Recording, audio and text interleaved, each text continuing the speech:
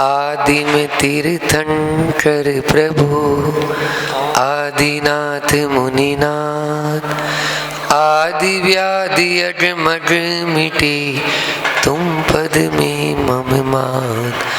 चरण शरण है आपकी तारण। संत शिरोमणि आचार्य गुरुवर विद्या सागर महामुनि राज की। आवाज में दम नहीं है। परम पूज्य मुनि श्री 108 दुर्लभ सागर जी महाराज की। बहुत ही हर्ष का विषय है और हर्ष और आनंद भी क्यों ना हो जब सिद्धों की आराधना करने का अवसर सिद्ध क्षेत्र पर प्राप्त हो जाए। इससे बड़ा और क्या विषय होगा। यह एक मणिकांचन योग है और उस मणिकांचन योग का लाभ भी वही ले पाएगा जो पुण्यशाली होगा। पुण्यशाली होंगे वे, नहीं तो पैसा तो सबके पास रहता है भी, लेकिन वो लग जाए अच्छे कार्य में ये कोई गारंटी नहीं है। आचार्य श्री जी कहते हैं पैसा होना पुण्य का फल नहीं है, पैसे का सदुपयोग होना ये पुण्य का फल है। उसका सदुपयोग वही कर पाएगा जो जिसके खाते में पुण्य होगा, अन्यथा वो सदुपयोग नहीं कर सकता है। आज ध्वजारोहण और घट यात्रा की यह पावन बेला, अभी आप लोगों ने सबने मिलकर एक ध्वज था और उस ध्वज पर गांठ लगी थी। उस गांठ को बटियागढ़ के श्रेष्ठ थे विमल जी, उन्होंने उस गांठ को खोला और खोलते ही वह ध्वजा जैसे ही स्वतंत्र हुई, अब जिधर पवन का वेग होता है ध्वजा उसी ओर चली जाती है। और पूरब दिशा की ओर पवन का वेग था और पूरब दिशा की ओर, क्योंकि भारतीय संस्कृति में उठते हुए सूरज को प्रणाम है, ढलते हुए सूरज को प्रणाम नहीं। ध्यान रखना, पाश्चात्य संस्कृति और भारतीय संस्कृति में यही अंतर है। जब जब सूरज पश्चिम में गया है डूबा है, और जब जब सूरज पूरब में आया है तो उदय को प्राप्त हुआ है। इसलिए जिस प्रकार से सूरज के उड़ने पर प्रकृति में एक रोमांच उत्पन्न हो जाता है, एक सोया हुआ व्यक्ति भी जल्दी से उठता है और अपनी सारी क्रियाओं को जो रात्रि में जो विराम दे रखा था वापस से वह सक्रिय हो जाता है कि नहीं, अब मुझे चलना है और अब मुझे फिर से एक नए दिन की शुरुआत करनी है। आज की यह ध्वजारोहण भी आपको यही संकेत दे रही है कि जिस प्रकार से रवि कभी रविवार नहीं मनाता, रवि कभी रविवार नहीं मनाता पूरब वालों, तो उसी प्रकार से हमें भी बैठना नहीं है, चलते जाना है और चलते जाएंगे तो मंजिल अवश्य मिलेगी।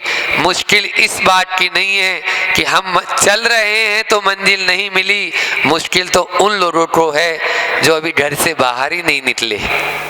जो घर से बाहर ही नहीं निकले उनको मंजिल कैसे मिलेगी। चलो चलने वाला भटक सकता है लेकिन मंजिल पा जाएगा, लेकिन जो चल नहीं रहा है उसको 3 काल में कभी मंजिल मिल नहीं सकती है। इसी प्रकार से दूसरा, ध्वजा जो होती है ना वो लहराती है और उसमें एक डंडा है, देखा होगा आपने अभी। तो डंडा जो है वो नहीं लहराता। हमारे जो मूलभूत सिद्धांत होते हैं वो कभी भी फ्लेक्सिबल नहीं हो सकते, और व्यवहार जो है वो ध्वजा की तरह है। मतलब निश्चय ने की ओर देखोगे तो वो बिल्कुल डंडे की तरह अडिग रहेगा, उसमें केवल अपनी आत्मा की ओर ही दृष्टि रहेगी, और जैसे ही वो व्यवहार की ओर आता है तो उस ध्वजा की तरह जिधर हवा होती है उधर वो लहराने लग जाता है। इसलिए निश्चय और व्यवहार दोनों का संदेश आपका यह है ध्वजारोहण आज का दे रहा है। उससे हमें शिक्षा प्राप्त करनी है। उसी के साथ में 84 मंत्रों के साथ में पंडित जी ने अभी शुद्धि करवाई यहाँ पर घट यात्रा के कलशों के माध्यम से। और उस घट यात्रा में जो कलश होता है वो मंडल का प्रतीक है। हमारी आवाज तो वैसे भी सुनाई दे रही होगी, तेज आवाज है, अच्छी है ना, बुलंद। हाँ, वो पहले गूंज रही थी तो इसलिए, फिर भी तो जो ध्वज अपना घट यात्रा है, तो घट जो है वो मंडल का प्रतीक है ना। माटी का घट हो तो फिर कहना ही क्या। आचार्य श्री जी का एक ग्रंथ है मूक माटी, आप लोगों ने देखा होगा, उसमें माटी से लेकर मंडल कलश की यात्रा का वर्णन है। किस प्रकार से माटी समर्पण कर देती है अपने आप को कुमार को, तब जाकर वह सिर पर धारण करने योग्य बनती है। इसी प्रकार से सामने जो आपको कलश दिख रहे हैं, वैसे तो आजकल सोने के, चांदी के और आप लोग धातु के इनके बनाते हो, लेकिन हमने महाराज जी की प्रेरणा और रही तो ये कलश आप जो देख रहे हैं ये माटी के कलश हैं, ठीक है ना। और ये माटी के ऊपर कार्विंग की गई है, जिसको आप लोग आजकल मार्बल या संगमरमरी बोलते हैं, तो वो भी मिट्टी। तो ये माटी के कलश हैं और माटी मंगल कलश का रूप तभी ले पाती है जब वह तपती है, अग्नि परीक्षा उसकी होती है। जिस प्रकार से इसकी अग्नि परीक्षा हुई, तब आज इसको आप सिर पर धारण करने के योग्य समझ रहे हो या बना लेते हो या बनाते हैं। उसी प्रकार से यदि हम अपने जीवन को अग्नि परीक्षा के रूप में समर्पित कर देंगे, तपस्या के रूप में झोंक देंगे, तो निश्चित रूप से हर कोई अपने सिर पर बैठाने के लिए लालायित हो जाएगा। लेकिन विडंबना है, आज व्यक्ति काम ऐसा करता है, वो सबके सिर पे बैठना चाहता है, लेकिन ऐसा काम नहीं करता कि लोग उसको सिर पर बैठाएं। ऐसा काम करें कि लोग आपको सिर पर बैठाएं, ऐसा कभी ना करें कि हम किसी के सिर पर बैठने का प्रयास करें, नहीं तो कभी भी नीचे गिर जाएगा। समय अपनी सीमा से बढ़ रहा है और हमको सारे काम सीमा में करना है।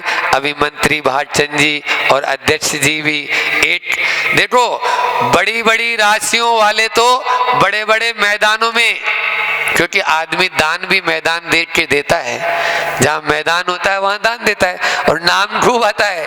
लेकिन क्षेत्र का देखो विकास भी चल रहा है, आप ही लोगों के द्वारा तो यह विधान होना है, व्यवस्था करने वाले सारी व्यवस्थाएं कर देंगे, लेकिन हमने क्या किया, है ना। इसलिए अपने द्रव्य का सदुपयोग करना है। और बड़ा मेलेरा वाला भी यहाँ पे बैठे हैं और बाकी आसपास गुआरा वाले भी हैं।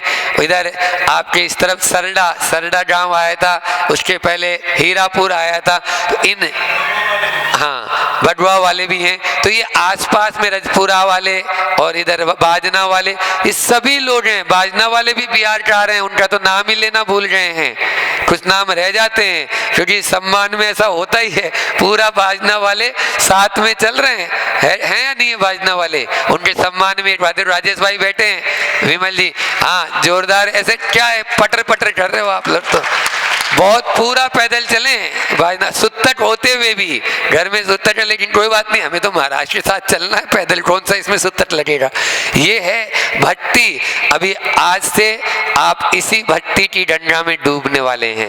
कल प्रातः काल की बेला, प्रातः काल में रखा है विधान, कल प्रातः काल से यह भट्टी की आराधना, हम प्रभु की आराधना में शामिल हो जाएंगे। और सब लोग इसमें देखो, वस्त्र देने वाले हथकरघा वाले वस्त्र दे रहे हैं, सामग्री देने वाले श्रीफल वाले श्रीफल दे दिए, बादाम सुपारी सब आ रहे हैं, सामग्री और भी आ जाएगी, अच्छे से अच्छे द्रव्य आ गई, लेकिन भाव भी तो लगाना है। और यहाँ तो चारों ही पवित्र नजर आ रहे हैं मुझे, द्रव्य, क्षेत्र, काल और भाव। अभी अष्टानी का पर्व चल रहा है, काल इससे शुद्ध और काल क्या, सब पर्वों में बड़ो 28 पर्व है, इसलिए काल की शुद्धि हो गई। फिर उसके बाद में द्रव्य, आप सब यहाँ भव्य आत्मा बैठे हुए हैं, इससे बढ़िया और द्रव्य क्या है बोलो। फिर क्षेत्र, क्यों बोलने की जरूरत है क्या, ये लाखों में गिन रहे हैं, हम बोल रहे हैं अनंता अनंत सिद्ध परमेष्टि, सिद्ध भूमि से सिद्ध हुए हैं। इस सिद्ध भूमि, पावन सिद्ध भूमि पर उन सिद्ध आत्माओं की आराधना करना है। अब क्या लगाना है? केवल भाव लगाना है। इसलिए हम तो कपिल भैया से भी बोलेंगे कि वो बिल्कुल अब 6 दिन जो है, वैसे स्कीम का आजकल तो स्कीम में मिलता है सब, 3 दिन तो चले ही गए हैं, मात्र 6 दिन और बचे हैं 9 दिन में से, उनमें यह आराधना अपन बहुत भक्ति भाव से करेंगे। सब मिलकर इस कार्य को करना है। जिन जिन तक यह सूचना अभी तक नहीं पहुंची है या जो थोड़े से सोए हैं तो उनको भी बता देना, ध्वजा पूरब में गई है और सूरज का काम है उठाना। सूरज का काम है, बोलो, हाँ, 2 सूरज हैं, एक नहीं है। तो न सोएंगे न सोने देंगे।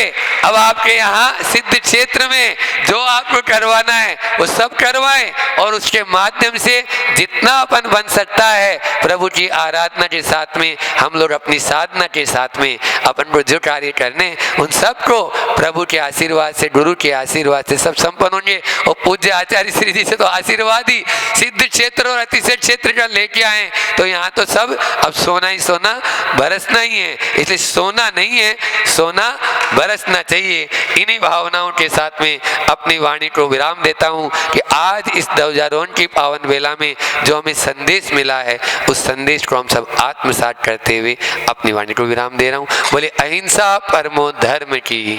आचार्य गुरुवर विद्यासागर जी महामुनि राज की।